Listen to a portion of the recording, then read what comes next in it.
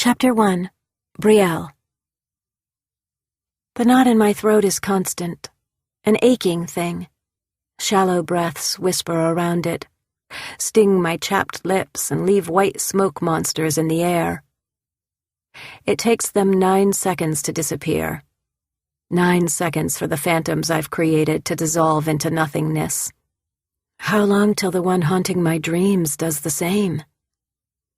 The absence of an answer makes my hands shake, so I slide the lambskin gloves out of my book bag and put them on. If only it were that easy. Like glacial masses shoving along, ice travels in my veins, chilling my skin and numbing my insides.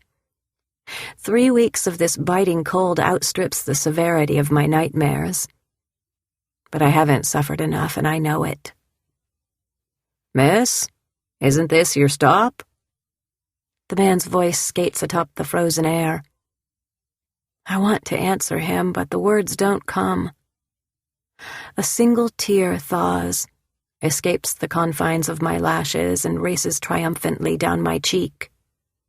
It soaks into my knit scarf, an invisible trail marking its life. "Miss," he tries again. "We're here. We've reached Stratus." My legs are stiff, refusing to stand. I just need a minute. I should say something at least, answer him. But the knot in my throat refuses to budge. I raise a gloved hand to wrestle it away. "I'm sorry, dear, but the conductor is impatient today. If you don't exit the train, you'll have to ride back to Portland with us." I turn toward the aisle and look at the poor man. He's 60 at least, with a tuft of gray hair and an oversized bow tie, the kind you only see in the movies. He too is wearing gloves, and it's a small comfort to know I'm not the only one chilled. His face wrinkles into a million lines, and the corners of his mouth lift. "Of course, if you'd like to return with the train, you're more than welcome. I could use the company." He gestures to row after row of empty seats. "No," I murmur, standing quickly. "I cannot return with this train. Not now. Not to the place where it happened." "You're right. This is my stop." I gather my bags and sink deep into my parka before stepping onto the platform. Why is everything so cold? I wrap my scarf around my head once more and think of Hank, a co-worker of my dad's, who climbs Mount Hood every year. He's lost all the toes on his right foot to frostbite. And one year, a companion fell on the south side of the peak and slid into a crevasse, sacrificed to the god of adrenaline.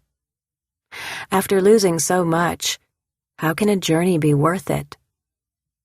The train pulls away from the station. It's empty now, but I stare after the steel snake as the heaviness of goodbye squirms inside my chest, locked away in a cage of frozen bones and tissue. Will I ever thaw enough to say the word? The parking lot is small, but as I cross it, I cast a flickering gaze at the man standing by a pickup. 6'5" and burly, my father waits with a stubborn smile as I trudge toward him. "Don't come," I'd said. "I can take a taxi." I knew he'd be here anyway. The heavy load falls from my hands. It crunches into the frozen blacktop, and I lean against his truck, counting silently to 58 before he says a word. "I know you didn't want me to come, Brielle, but you're not in the city anymore. There's just the one cabbie. Didn't want you standing here all night waiting for the guy." He stretches his long lumberjack arms around my shoulders awkwardly. "Plus, I couldn't wait to see you.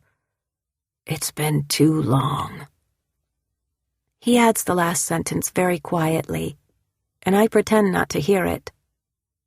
The knot in my throat is a traitor, though, and explodes in a gush of air. The sobs that have bruised me from the inside out finally break free as my daddy wraps me in his arms and tucks me into his flannel coat. He lets me cry. His grip's so tight I have to struggle out of it when I'm done. Still snuffling, I wipe my face on my sleeve and crawl into the truck. The scent of wood chips and spearmint gum tickles my nostrils, and I settle back, breathing it deep. Dad drops into his seat, and I have to brace my hand against the door to keep from sliding into him on the sloping bench seat. "Sorry," he says. The engine revs, and we leave the parking lot behind us. From the train station, it's just 3 miles to the house I grew up in. The distance flies by, leaving me feeling like an outsider. I can't point out a single change, but it all feels foreign.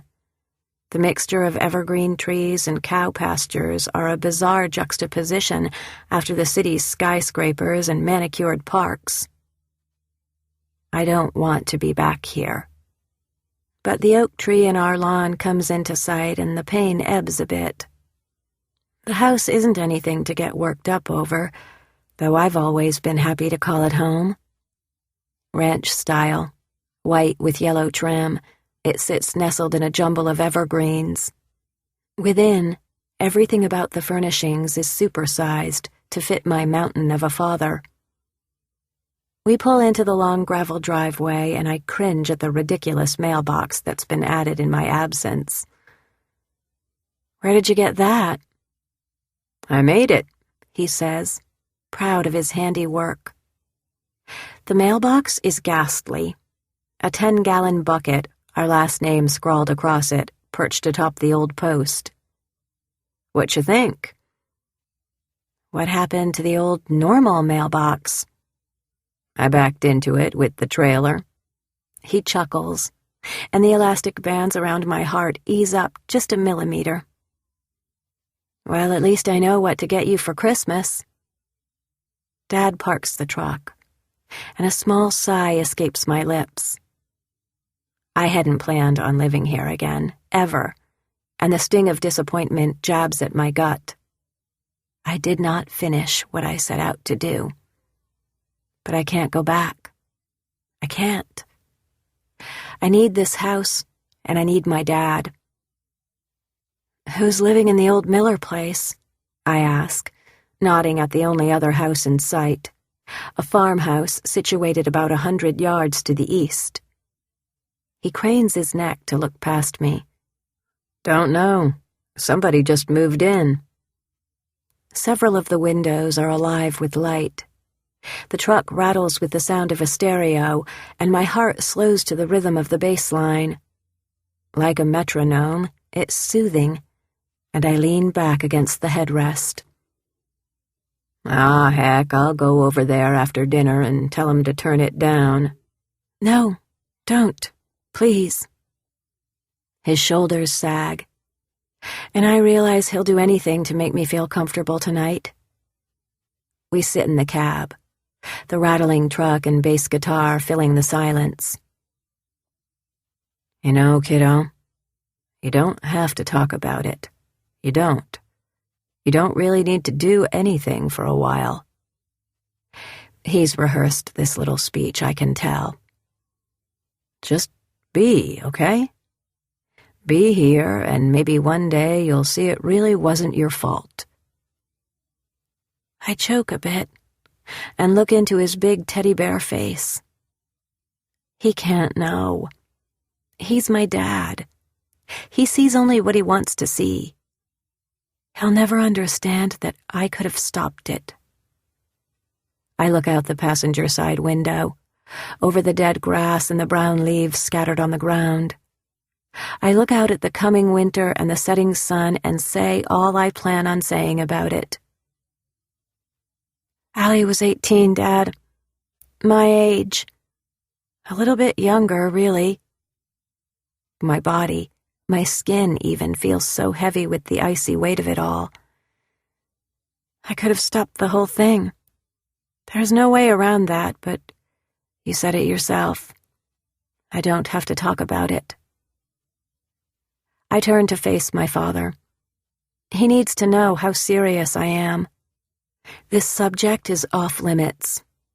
Until the trial, until I'm sitting on that witness stand, there isn't another soul who needs to hear my story. I look Dad straight in the eye. Tears gather there. They run down his face and sparkle in his beard. Okay. We just won't talk about it, he concedes. He kisses my nose. Some guy named Pizza Hut made us dinner, so let's go get it. He climbs out and throws a hostile look at the old Miller place. Then he grabs my bags from the bed of the truck and stomps inside. Pizza Hut, huh? I follow him into the house. His boots leave muddy prints up the porch stairs and across the linoleum floor. I used to reprimand him for stuff like that, but not today. Today, I simply ghost by. Weaving around the mud splotches, I make my way through the kitchen and into my old room. It's been vacant for 2 years, and still it looks the same. I pick at a loose thread on my jeans, uneasy at the lack of change. This ancient town is tight-fisted with her diversions, and it's quite possible I've had my share. The idea hurts. Like that dingy penny in the bottom of your pocket, the one that must be 80 years old. You scratch away the gummy muck and are horrified to find how new the coin is. Much newer than you ever would have guessed. How did I get so filthy, so damaged in just a few short years? I'd been given the chance of a lifetime. And now, 2 years later, my own inaction had ruined not only my dreams, but the life of someone I'd loved. Broken dreams I can handle, but I'd give anything to go back and make things right for her. That isn't possible, of course. Some things you have to do right the first time. If the past 3 weeks have taught me anything, it's that. You don't always get a second chance. The doorbell rings, mercifully pulling me from thoughts that can only lead to tears. Brielle, company. An unnoticed, quiet transition back home was too grand a thing to hope for. I realize this only now as I re-enter the kitchen, followed by several of my old friends. It's a diverse group I've collected through the years. There's the football player, the cheerleader, my first lab partner, a girl I've known since Girl Scouts, and 2 dancers from Miss Macy's studio on Main. I'm the outgoing one, the ballerina, the model. My place has always been the clubhouse, the home without a nagging mother, without chores to do, without pestering siblings. We've grown up together, all of us. Their mothers made me cookies and hemmed my dance costumes. Their fathers kept Dad company while I was away at summer camp. These girls and their families will always be the players on the stage of my childhood, and I can tell by their optimistic, chipper faces that they assume we can pick up where we left off. They're wrong. Nothing will ever be the same. I try to smile and nod at the right places, but I'm cold and slow. Eventually, their smiles fade. They ask a few questions about the train ride home, about my school in the city. No one approaches the tie-dyed elephant in the room, but their eyes avoid mine, and I know they're scrutinizing the poor beast in any case. Mostly they fidget uncomfortably. After half an hour, the entire huddle smiles politely, mutters garbled apologies, and leaves one after the other. Only Kaylee, my childhood sidekick, stays long enough to grab a slice of pizza and attempt to wring me from my melancholy. "Brielle, you've got to let this go," she says, picking the pepperoni off her pizza. I wonder if this attempt at vegetarianism will last longer than her emo phase. "If it's all right with you, Kay, I'd rather not talk about it," I say from across the kitchen. I know. But one day you will, and I'll be here, okay? I'll be right here. She stares at her pizza as she speaks, and for that I'm grateful. This pizza's great. I mean, I know I'm a vegetarian, but if I pick it off like this... She waves a pepperoni at me. The cheese still tastes like meat. She flashes her teeth at me, marinara coating her braces. A giggle hiding somewhere inside my gut wriggles its way north and surprises both of us. Well, you're not spewing soda out your nose yet, but it's better than the face you had when I got here. You'll be at school tomorrow? Yes, of course. What else is there to do around here? I heard that. Dad's recliner moans, and a second later he lumbers into the kitchen. He's been pretending to watch some Japanese reality show, and now leans heavily on the island, studying my face. You don't have to jump back into things so fast, kiddo. Thanksgiving break's just ending. Take a week for yourself. Adjust. It's Stratus. Brielle. The bucket outside doubling as a mailbox. That's the only thing that's changed, Dad. I tweak his nose, trying to cram my lively past self into the gesture. He takes my hand and folds it into his. But you've changed, baby. You've had to. I tug my fingers free and turn away. School is fine. Actually, I dread it. All those faces staring at me, knowing. All the questions stirring behind sympathetic expressions. Yes, I dread it. Absolutely. Suddenly, the pizza seems like an awful idea, and I'm sick to my stomach. Brielle, you're white as a sheet. Maybe you should listen to your dad. I just need to lie down. I'll see you tomorrow, okay? I run from the room, bleeding the last few words as I go. I make it to the bathroom before I start throwing up, but only just. Dad brings me a glass of water and a rag. I send him to bed and tell him not to worry. It's probably just the greasy pizza. He isn't convinced, I'm sure, but he understands I'd rather be alone in my misery, and he's kind enough to give me that. The rest of the night passes. Uneasily, but it passes. I don't sleep much, and when I wake, my hands are shaking violently. My dreams scare me now. Not because they're always about Allie, but because I'm always afraid they will be. Fear is the real spook haunting my dreams. When I'm awake, though, it isn't fear that makes me shake. It's guilt, frigid and ever-present. The sound of tire chewing gravel tells me Dad's truck is backing down the driveway. I yank the cord on my blinds.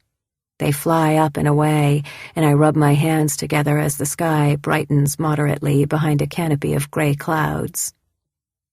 My sheets and blankets have balled up and settled in a wad on my stomach. I kick them off and step into the shower, cranking the knob hard to the left, so hard the pipes squeal in protest. Hot water, sputtering and steamy, washes over my skin. Still, I wash quickly. How it can scald my flesh and still leave me chilled, I have no idea, but the past 23 days have brought one disappointing shower after the next.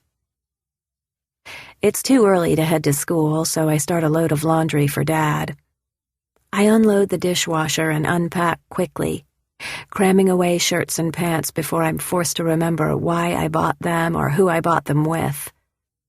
Wrapped in a blanket, I wander through the empty house. It's pretty clean, but I suspect Dad has paid someone to do that. There are no cobwebs on the white walls. The flat-screen TV is void of dust. The thick brown carpet has been vacuumed. The blue recliner and sectional smell like Febreze. An Afghan is folded neatly and draped over my favorite reading chair. A collection of books adorns the leather ottoman, and the bathroom has a new addition, a plug-in air freshener. Yeah, he's paying someone.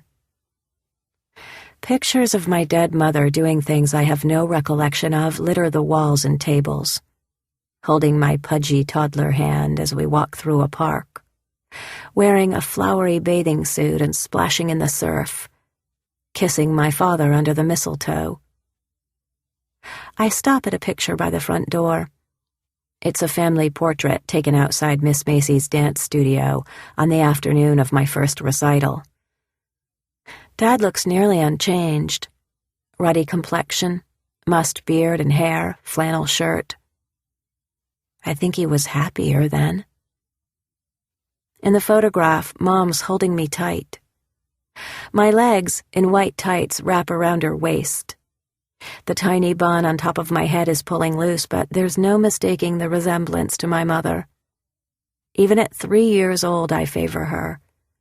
Blue eyes, red lips, fair skin. Her golden blonde hair sits in waves upon her shoulders in a way I've never been able to replicate. Instead, mine hangs long and straight. Still, I have her soft round cheeks and small chin. I run a finger over her face. I don't remember her at all. Dressing as warmly as possible, I pull on my parka and gloves over everything else. I step onto the porch and fumble in my bag for the car keys I haven't needed in 2 years. We live on a fairly empty stretch of road. The view from our porch shows a spattering of trees, the highway, and then acres and acres of abandoned farmland. The old Miller place sits to the east, and a mile or so beyond is the Stratus cemetery. There's also a road leading back to the interstate. The rest of the town sits to the west. With an anxious sigh, I climb into my hand-me-down Volkswagen Beetle.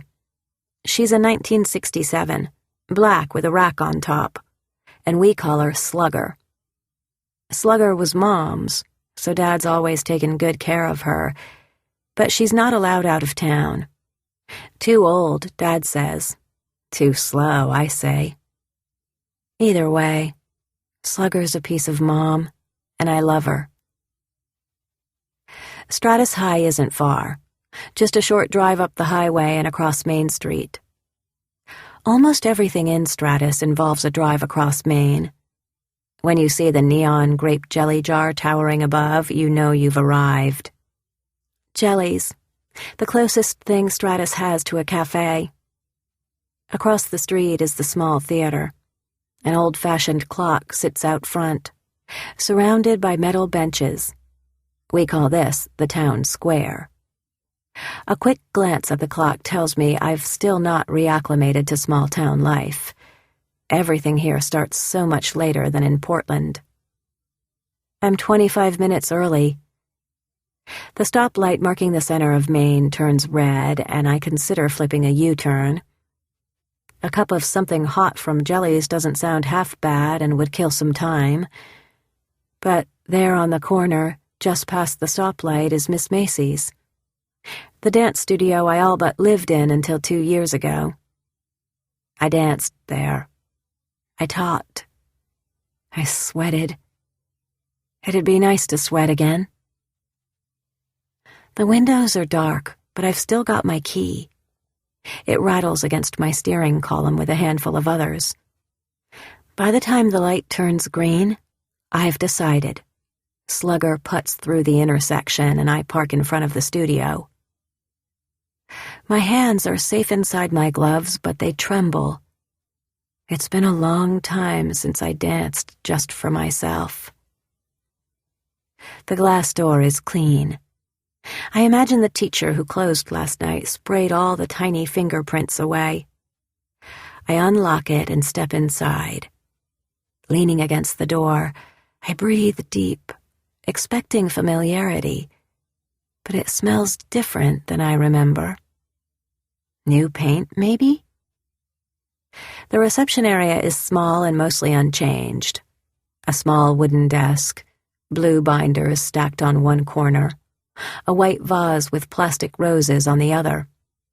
8 folding chairs line the front window and the adjoining wall in a tidy L shape.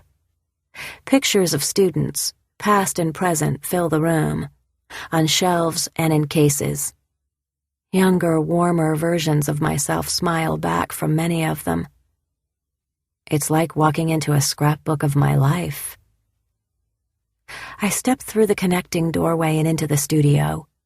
There's just the one. The wintry daylight outside does little to brighten the room as it trickles through the wall of windows looking out onto the street.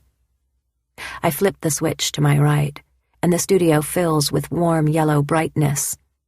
It spills across the wood floors and reflects off the mirror on the far wall.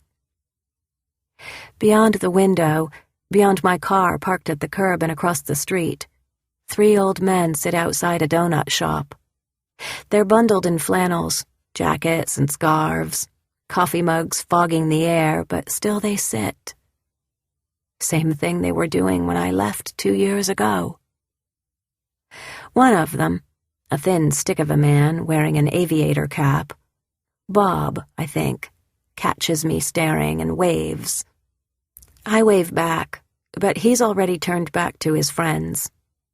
I shake my head and crouch at the CD player sitting just inside the door. Against it leans a white CD sleeve. Purple writing loops across the front. Brielle, it says. Welcome home. I run a gloved finger over Miss Macy's winding script and am ashamed of myself. I could have written. I could have called. But, happy to move on, I soaked up life in the city and pushed Stratus and the ever-constant Miss Macy to the back of my mind. Still, she knew I'd find my way here, and she left this for me. A CD she probably mixed herself. My chest tightens as I insert the disc into the slot and push play. I don't bother removing my gloves or jacket. I'll just be a minute. My feet find the center of the floor as the music begins. The selection is very Miss Macy. Floaty. Flowery, even. I don't recognize it. Sounds like a movie soundtrack, Jane Austen or something. The mirror's in front of me, but I close my eyes. I know what I'll see there. A skinny girl disguised as a marshmallow. Parka, gloves, hat, boots. Still, I dance. And I cry. The music pulls my arms out and up, pushes me onto my toes and into myself. For 3 or 4 minutes, I'm lost. Just the music, just me. I move across the floor, my boots squeaking, my jacket swishing.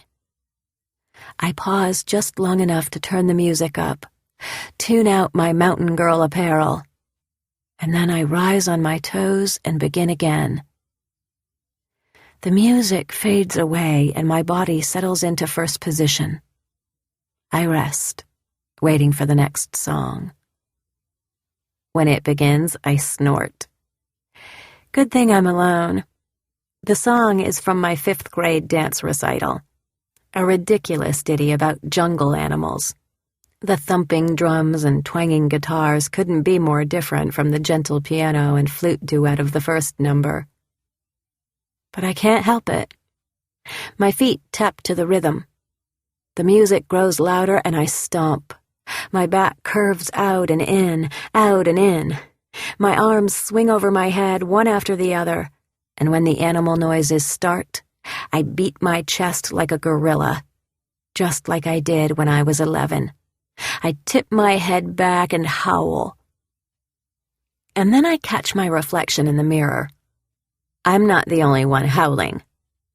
Outside, standing just inches from the glass, leaning against a blue mailbox, is a boy. A boy I've never seen before. And he's laughing. At me. I lurch and turn toward the window, my hair flying.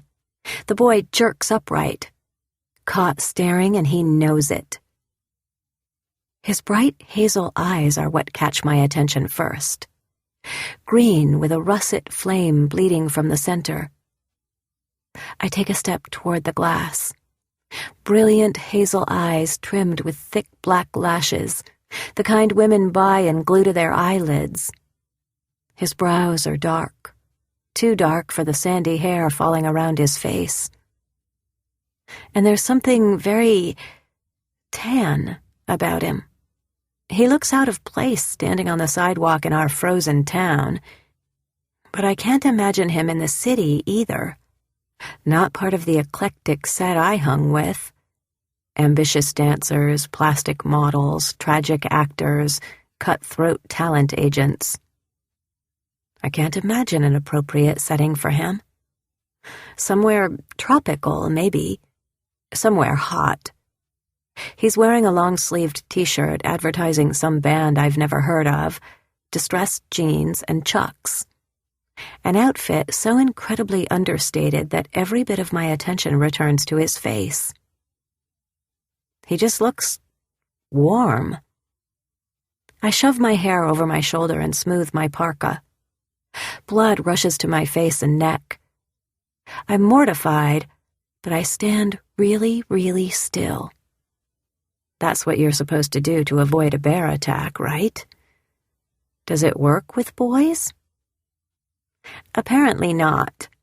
His hands come up in the universal gesture for whoops, and his full-body guffaw is replaced by a pair of penitent puppy dog eyes. But it seems he can't stifle his amusement for long. His face cracks, and a smile slips through. At least he has the decency to cover his mouth. Then his hands fall away to reveal a grin. A stupid, stupid grin.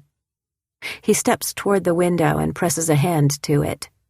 The glass fogs over immediately, and his mouth opens like he's got something to say. I cock my head, waiting. Apology? Hello? But his mouth closes and he pulls his hand away. With his index finger, he carves a single word into the misty fog his hand left behind. Sorry. It's backward, of course. I can think of no adequate response, but for some reason my hands land on my hips. He turns away, that stupid grin still smeared across his face. He disappears beyond the frame of the window, leaving me huffing and puffing, out of breath, embarrassed, and, if I'm honest, warmer than I've been in forever. Across the street, the old guys wave their coffee cups at me. Bob stands and claps. His friend whistles. A piercing sound I can hear even inside the studio. It seems they've enjoyed the show as well. I'd curtsy, but my jungle animal routine sucked all the snark out of me. I creep to the window and press my face against it. It's cold, but the boy is gone. The town square juts out from the sidewalk like an octagon-shaped peninsula, and the clock catches my attention again. I groan and zip my jacket. Now that I've humiliated myself on Main Street, school should be a breeze.